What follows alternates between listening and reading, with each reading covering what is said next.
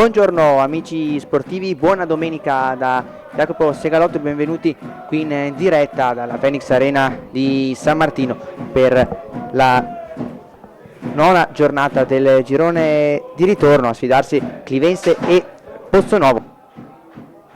Pallone a scendere dentro, l'ha prolungato sul secondo palo e si alza la bandierina. Era stato Dallara che l'aveva prolungata sul secondo palo. Attenzione qua, nel frattempo la Pozzonovo riprende il gioco, ma è tutto da ripetere. Ha un numero dispari di squadre, quindi una alla volta riposa. La prossima settimana tocca alla Clivense. Florian dentro! E la parata qui provvidenziale da parte di Vanzato che devia in calcio d'angolo. Sfera il numero 6 Gallina. Qui Venitucci però in recupero. Ora sulla sinistra. Il tiro deviato! Sì, qui comunque è stato bravo Florian a mettere pressione, a indurre all'errore. Allora Venitucci dentro, il pallone che passa e finisce in porta e nuovamente si alza la bandierina. Data anche la munizione per Richelli, probabilmente per una deviazione di mano.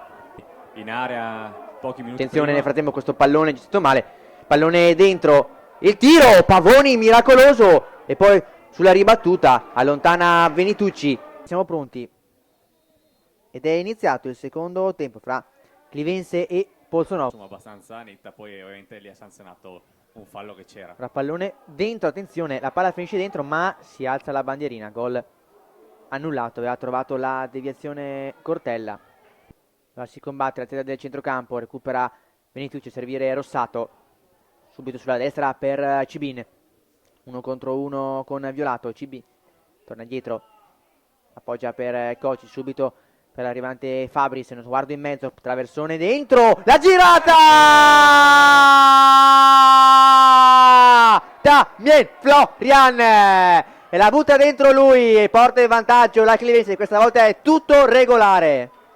Prende il suo posto naturale e invece probabilmente un cambio in attacco. Attenzione, Fabris, salta l'uomo, entra in area, Fabris dentro! E qui di pochissimo la palla non entra, attraversa tutto lo specchio. Grande azione qui di Fabris. Qui Richello prova a disturbare il numero 10 Volpini. Arriva anche Penazzi a raddoppiare molto bene. Allora Richello subito a mandare in avanti Antenucci, tutto regolare. Antenucci, la finta, Antenucci se la sposta sul sinistro. Il tiro di Antenucci, la deviazione si allunga con le mani qui Vanzato. L'esterno per Sissé.